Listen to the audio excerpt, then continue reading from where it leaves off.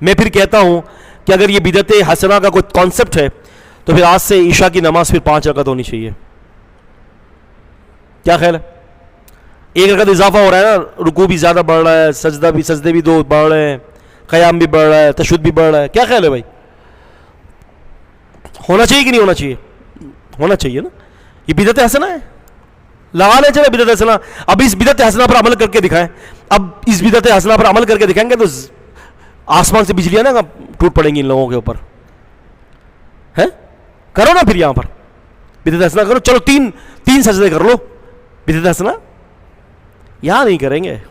اور امت کو گمراہ کرنے کے لیے مختلف قسم کی اصطلاحات کو ایجاد کرتے ہیں, مختلف قسم کی اصطلاحات کو.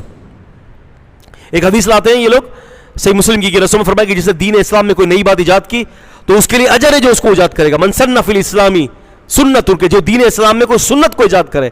اب کیا ہے کہ وہ حدیث جو ہے وہ حاضر طرف من حدیث طویل, یہ ایک لمبی حدیث کا حصہ ہے کہ اللہ کے رسول صلی اللہ علیہ وسلم نے صحابہ اکرام کو فرمایا تھا, ترغیب دی تھی صدقہ کرنے کی. تو ایک شخص آیا, اس نے صدقہ کیا, تو اس کو دیکھنے کے بعد سارے صحابہ نے صدقے میں فوراً پہل کرنا شروع کر دی. تو آپ نے پھر فرمایا کہ جو دین اسلام کے اندر کسی بات کی چیز کو ابتدا کرتا ہے اس کے لیے پھر اجر ہو جاتا ہے.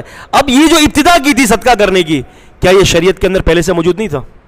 تو پھر بدعت کہاں سے آ گئی؟